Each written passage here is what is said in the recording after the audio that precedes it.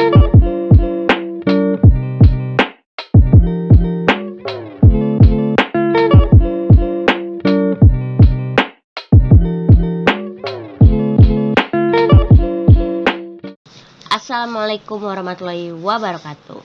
Kembali lagi dengan saya Prastiwi Aulia Pambudi atau biasa dipanggil dengan Aul.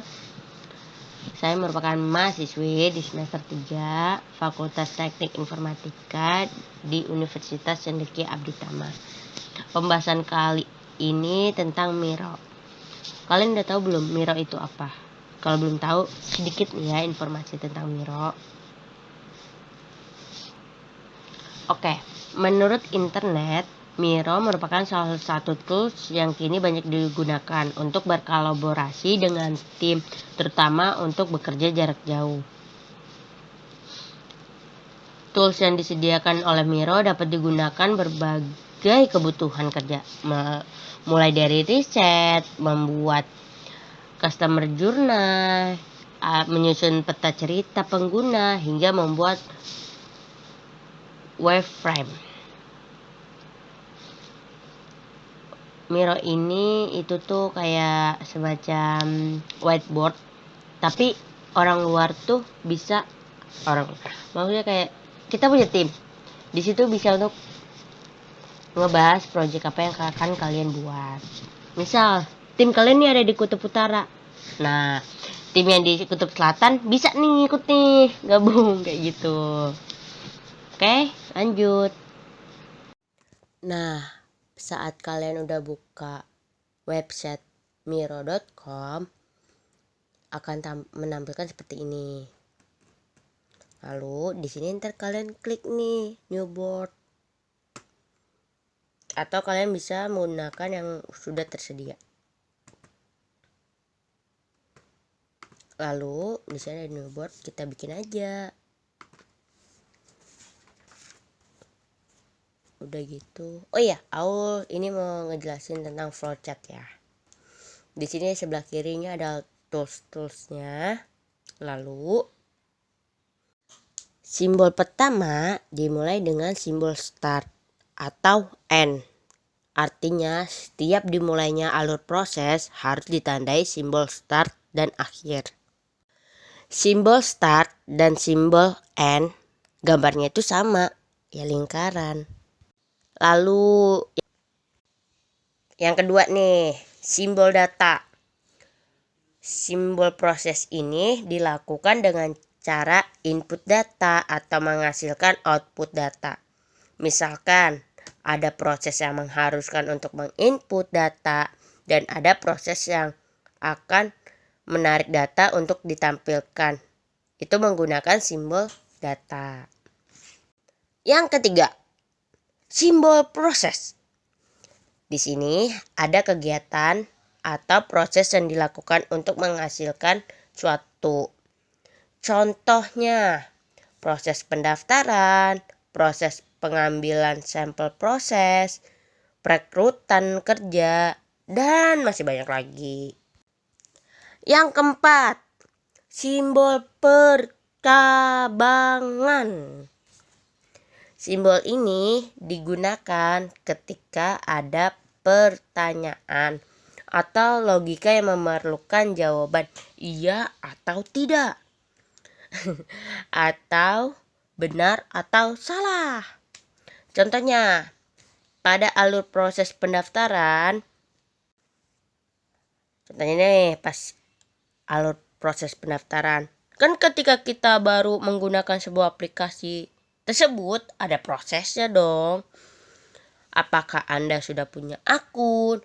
Jika iya, maka langsung login. Jika tidak, silakan mendaftar terlebih dahulu alur tersebut menggunakan simbol percabangan. Kita kecilkan dulu simbol biar bisa menampung simbol lebih banyak pada halaman ini. Yang kelima, simbol display. Menampilkan output data tadi dari alur proses ke monitor laptop atau ke handphone yang disajikan untuk dibaca atau dilihat nya untuk penggunaan display. Yang keenam itu simbol garis atau koneksi alur proses. Simbol ini digunakan untuk menghubungkan antar simbol yang menggambarkan jalannya proses flowchart. Simbol ini seperti anak panah. Ketujuh, simbol titik sambung untuk menyambungkan alur proses yang terpotong di halaman yang sama. Kedelapan, simbol titik sambung berbeda. Pertama, digunakan untuk menggabungkan alur proses yang terpotong di halaman yang berbeda. Misalnya, ketika ada alur proses yang membutuhkan 2 halaman dan untuk menyambungkannya menggunakan simbol ini. Yang kesembilan, simbol dokumen. Simbol ini digunakan jika ada proses yang memerlukan lembar file atau dokumen. Yang ke-10, simbol multi dokumen. Simbol ini digunakan untuk memerlukan beberapa lembar file atau dokumen. Contoh, mengharuskan tabel, file KTP, SIM, dan lain-lain.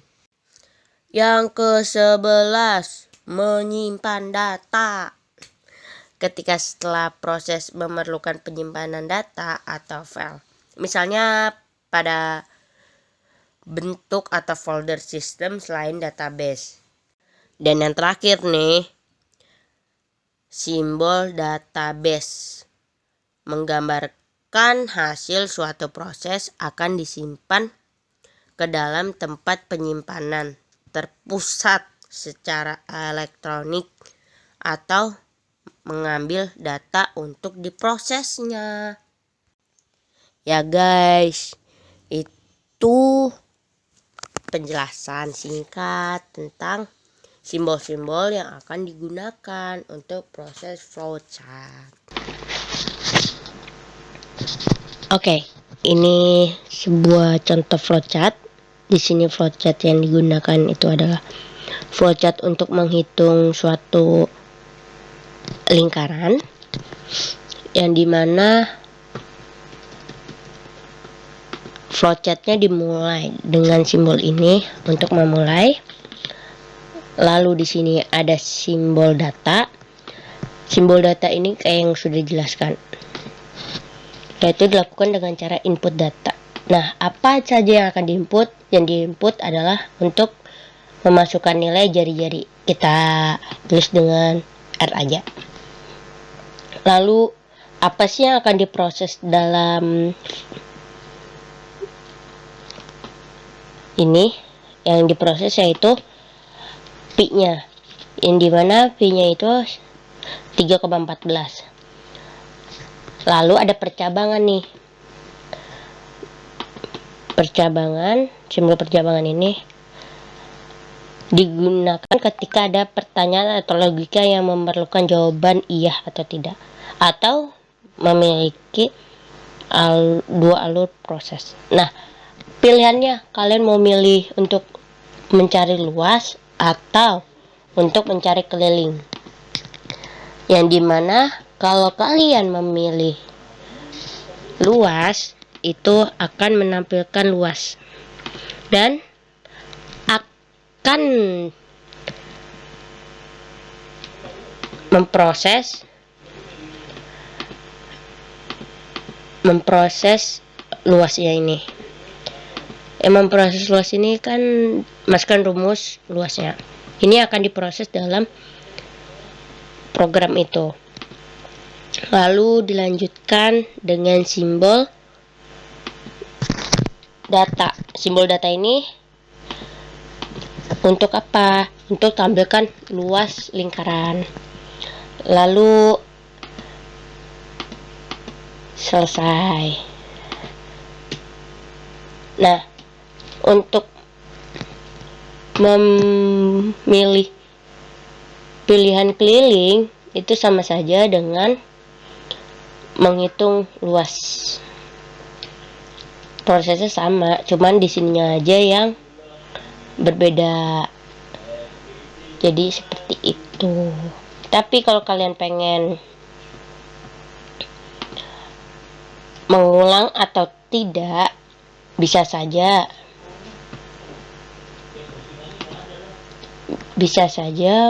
bikin simbol lagi.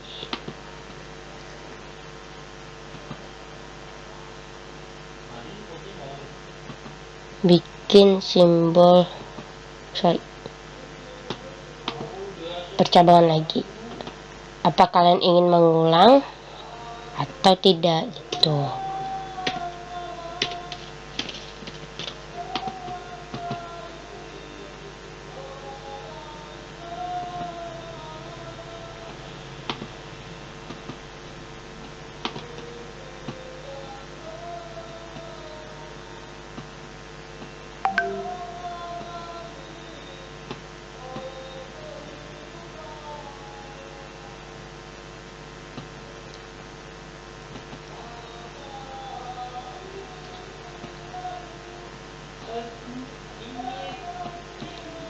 Kalau kalian ingin mengulang, berarti nanti dia akan mengulang ke pilihan tersebut. Jika iya, dia akan pilih pilihan tersebut. Jika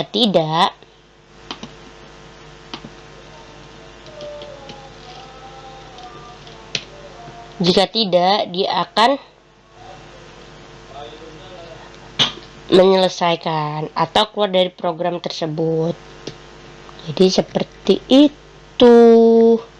Ini contoh flowchartnya yang udah Aul buat. Oke, segitu aja penjelasan tentang Miro dan contoh flowchartnya. Jangan lupa untuk like, comment, share, dan subscribe ya, biar kita belajar bersama-sama melalui my YouTube channel Prastiwi Aulia. Bye bye.